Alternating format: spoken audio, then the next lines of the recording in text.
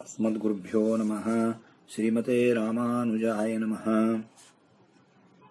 श्री श्री 1008 श्री स्वामी जी श्री सीतारामाचार्य जी महाराज के दिव्य वचनामृत प्रवचन संग्रह भाग 16 से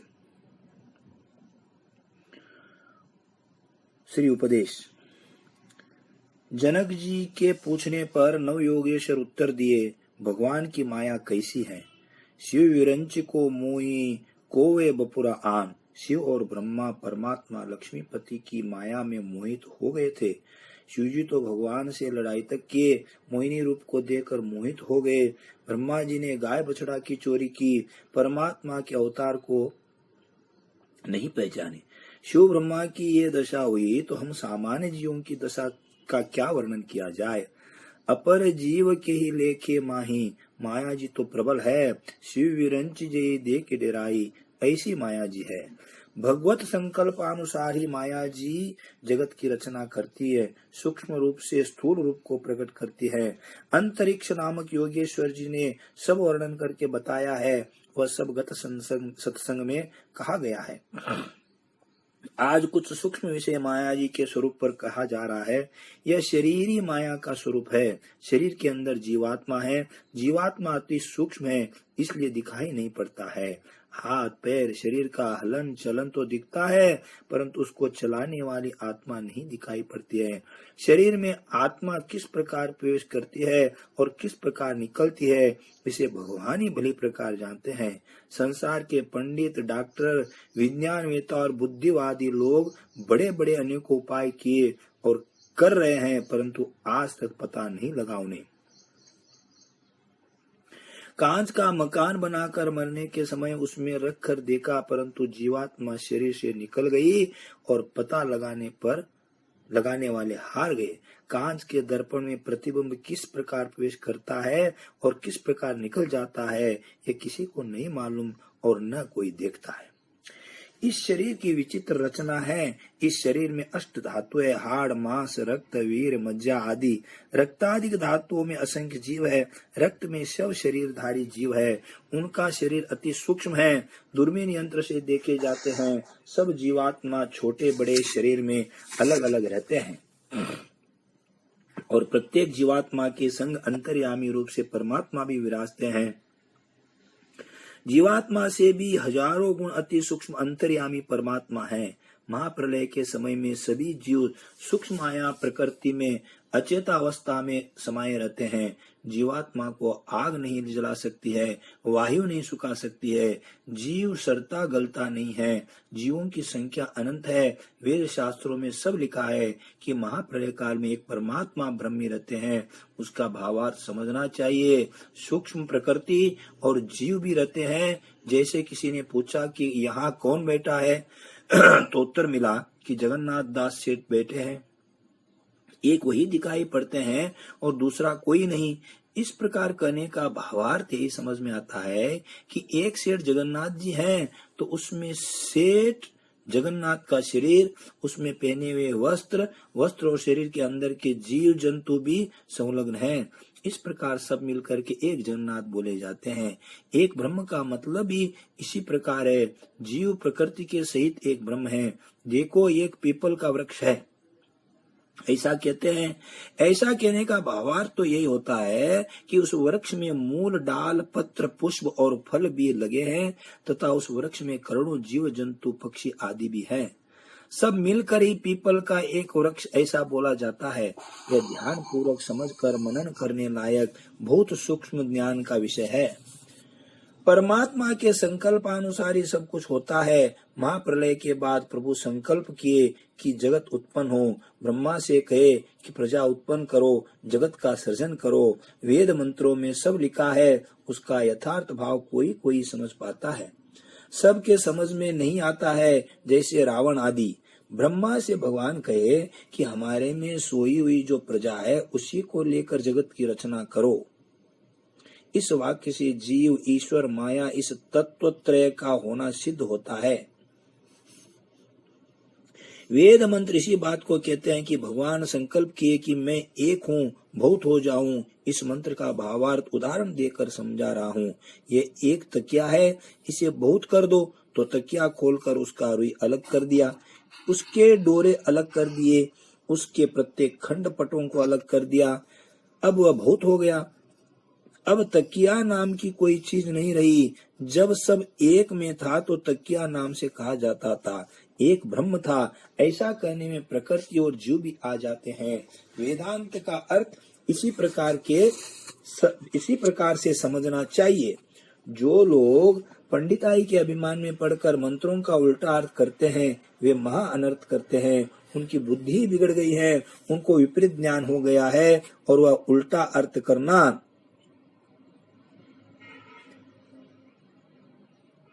अकल्याण का कारक है। श्री गीता जी में श्री कृष्ण भगवान कहते हैं कि प्रकृति और जीव ये दोनों अनादि से ही हैं। परम तत्व परमात्मा भी अनादि से ही है। जो चीज किसी भी प्रकार से कट नहीं सकती, जल नहीं सकती, सड़ नहीं सकती, उसे नित्य कहते हैं। अज्ञो नित्य शाश्वतोय पुराण हो श्लोक में कहा गया है। यह सब कल के प्रसंग में विस्तार से कहा गया। जीवों की 5 संज्ञाएं हैं। परम पद में पहुंच जाने वाले जीव को मुक्त कहते हैं, जैसे श्री जटायु जी, श्री शबरी जी आदि। सदा से ही परम पद में परमात्मा के पास उनकी सेवा में रहने वाले को नित्य कहते हैं, जैसे श्री लक्ष्मण जी, श्री शेष जी, श्री विश्वक्सेन जी आदि। उन्हें वेद मंत्रों में नित्य सूरी कहा गया है। नित्य विभूति श्री परम पद लोक है, उसके इधर श्री बिरजा जी है और फिर इधर यह एक पाद विभूति 14 लोक का ब्रह्मांड जगत है। ब्रह्मांडों की संख्या भी अनंत है। श्री गीता जी कहती है कि यह जगत अनादि से एक वृक्ष रूप है। जो जीव इस संसार में सुख दुख नरक स्वर्ग जन्म मरण आदि भोगते हुए इस संसार के माया जाल में फंसे हुए हैं, वे बद्ध जीव कहलाते हैं। और जो इस जगत में सिर्फ आत्मा का ही अनुभव करते हैं, उन्हें कैवल्य कहते हैं। और जिसको सदगुरु की कृपा से संसार का भयंकर कष्टमय स्वरूप समझ में आ गया तथा जो गुरु के बताए सदाचार के मार्ग पर जन्म मरण के चक्कर से छूटने के लिए चलता है, उसे मुमुक्षु जीव कहते हैं। मुमुक्षु 2 प्रकार के होते हैं। यह संसार जेल खाने के समान है, जो अपराधियों को सजा भुगतने के लिए प्राप्त होता है। सभी जीव यहाँ पर अपराधी है। इसी से काल कोठरी के समान गर्भवास का दुख भोगकर कारावास के समान जगत का दुख भोगते हैं। मुक्त और नित्य दोनों जीव तो नित्य परम पद में निवास करते हैं, किंतु बद्ध जीव, कैवल्य, मुमुक्षु ये तीनों जीव इस लीला उभूति संसार में रहते हैं। इस प्रकार से जीवों की दशा है। शास्त्र तो सब कुछ भली प्रकार से बताते हैं, परंतु इस बद्ध जीव के समझ में नहीं आता है। सदगुरु की कृपा हो, उनका सत्संग करें तो सब कुछ समझ में आ सकता है। बद्ध जीव तो सत्संग से दूर ही रहता है। बद्ध जीव तो कहते हैं कि शास्त्र की बातें तो फिजूल है। जैसे अपराधी जेल खाने में सजा भोगते हुए भी नया अपराध करने में नहीं चूकते हैं और उन्हें फिर सजा मिलती है, वैसे ही बद्ध जीवों की भी दशा है। सदा विशेष बदमाशी करता रहता है। शास्त्र नियम के अनुसार यह जीव चले तो इसकी सजा माफ भी कर दी जा सकती है। यह 2-3 मन तक का दिखने वाला शरीर स्थूल प्रकृति का कार्य है। यह जलकर अंत में पृथ्वी तत्व 4-6 शेर राख ही बचता है। सूक्ष्म भाग प्रकृति का नहीं दिखता, स्थूल दशा में सब दिखता है। सोना का गोला सूक्ष्म और नित्य दशा में है, किंतु उसमें से अंगूठी, कर्णफूल आदि आभूषण बनाना उसका स्थूल रूप है जो अनित्य है। उसका परिवर्तन होना ही अनित्य बोला जाता है। मिट्टी का घड़ा बनाया और फूट गया तो उसे अनित्य और नाशवान कहा जाता है। प्रकृति के सभी तत्व नित्य हैं। उन तत्वों की स्थूल दशाएं अनित्य और परिवर्तनशील मानी गई है। जीव, प्रकृति और ईश्वर तीनों नित्य हैं। प्रकृति के सहित ही जीव क्रियाशील होते हैं। मन और मन के अंदर उठने वाले शब्द सूक्ष्म हैं, परंतु मुंह और जीभ तथा उनके द्वारा होने वाले हलन चलन उच्चारण आदि स्थूल है। कर्ण शक्ति, वाचा शक्ति आदि में स्थूल क्रिया होती है और हृदय तथा अंतःकरण में सूक्ष्म क्रिया होती है। इस शरीर की रचना जीव, प्रकृति और हृदय तथा अंतःकरण में सूक्ष्म क्रिया होती है। इस शरीर की रचना जीव, प्रकृति और ईश्वर तीनों से मिलकर हुई है। शरीर तीनों तत्वों का स्थूल रूप है जो नाशवान, अनित्य और परिवर्तनशील है, जिसे सब लोग देखते हैं। शरीर को चलाने वाला जो जीव है वह सूक्ष्म और नित्य तत्व है, उसे कोई नहीं देख पाता है। हृदय में अंतर्यामी रूप से विराजने वाले परमात्मा सबसे सूक्ष्म हैं, उन्हें जीव भी नहीं देख पाता है, केवल अणुमात्र करते हैं। भोजन करने में कभी कभी दांतों के द्वारा जीभ कट जाती है, यद्यपि हम ऐसा नहीं चाहते, फिर भी ऐसा हो जाता है। भावार्थ यह हुआ कि जीव स्वतंत्र नहीं है, इसके ऊपर प्रभु सदा स्वतंत्र नियामक है। श्री गीता जी में भगवान तीनों तत्वों का लक्षण बताए हैं। कूटस्थोक्षर उच्चते, कई श्लोक कहे, तीनों लोक और वेद में मैं पुरुषोत्तम परमात्मा के नाम से प्रसिद्ध हूँ। परमात्मा से न्यारे क्षर और अक्षर, ये दो तत्व है, तीनों अनादि से हैं। फलदाता परमात्मा है, भोगने वाला जीवात्मा है, प्रकृति के द्वारा भोगवाया जाता है। जीव और प्रकृति ये दोनों परमात्मा के आश्रय में है। एक शरीर में एक जीव है, आग का स्पर्श होता है तो कहता है मैं जल रहा हूँ, जीव ही ऐसा कहता है, परंतु अंतर्यामी परमात्मा को इससे कोई बाधा नहीं होती है। परमात्मा भगवान श्री कृष्ण को दावानल अग्नि को पान कर गए थे। सदा 16 वर्ष की किशोरावस्था में रहते हैं। भगवान तो प्रकट होते हैं और अंतर्ध्यान होते हैं। उत्तरा के गर्भ की रक्षा हेतु प्रभु गर्भ में विराजे थे, उन्हें कहीं कोई बाधा नहीं होती। माता यशोदा को अपने मुंह में 3 लोक का दर्शन कराए। परमात्मा तत्व ऐसा है, जीव में ऐसे कुछ भी चमत्कार नहीं है। राम में प्रभु लाखों रूप से प्रकट हुए, रास में प्रभु लाखों रूप से प्रकट हुए। गिरिराज को उठाने वाले, यमराज को डांटने वाले, शिव काल मूर्ति को हराने वाले परमात्मा भगवान श्री कृष्ण हैं। उनके वंश के सभी यादों का नाश हो गया था, परंतु वे बैठे बैठे मुस्कुरा रहे थे। प्रकट होते समय और अंतर्ध्यान होते समय सभी देवता परमात्मा की स्तुति प्रार्थना करते हैं। यह ध्यान में रखने लायक शास्त्र का सार भाग कहा जा रहा है। कोई व्यक्ति कहता है कि मैं अकेला ही जबलपुर जा रहा हूँ, तो ऐसा समझना चाहिए कि एक जाने वाला, दूसरा उसका शरीर, तीसरा अंतर्यामी, इस प्रकार जबलपुर 3 तत्व जा रहे हैं, ऐसे ही एक ब्रह्म है। ऐसा कहने पर जीव, ईश्वर और प्रकृति तीनों के सहित समझना चाहिए। महाप्रलय में तीनों थे, मध्य में भी तीनों हैं और अंत में भी तीनों रहते हैं।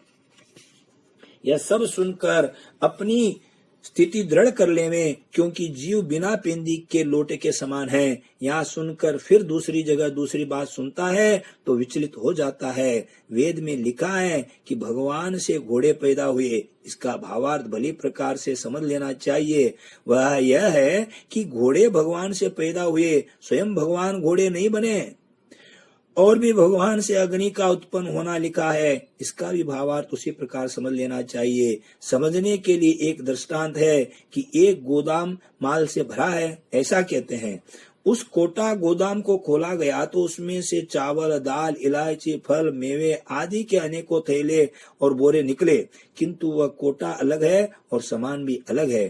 थैले बोरे सब अलग अलग हैं, वे सब कोटे से निकलते हैं, परंतु कोटा ही माल, थैला, बोरा, अन्न, मसाला, फल और मेवा आदि नहीं बन गया, ऐसा समझना चाहिए।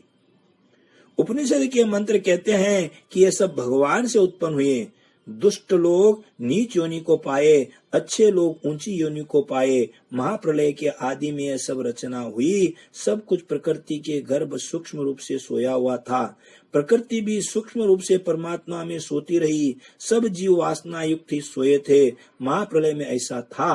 परमात्मा के संकल्पानुसार पुनः जगत की रचना हुई तो वे सभी जीव वासना युक्त अनेक शरीर में स्थान पाए। उन शरीरधारी जीवों का बुधवा, सुधवा, डुगरसी आदि नाम पड़ता है।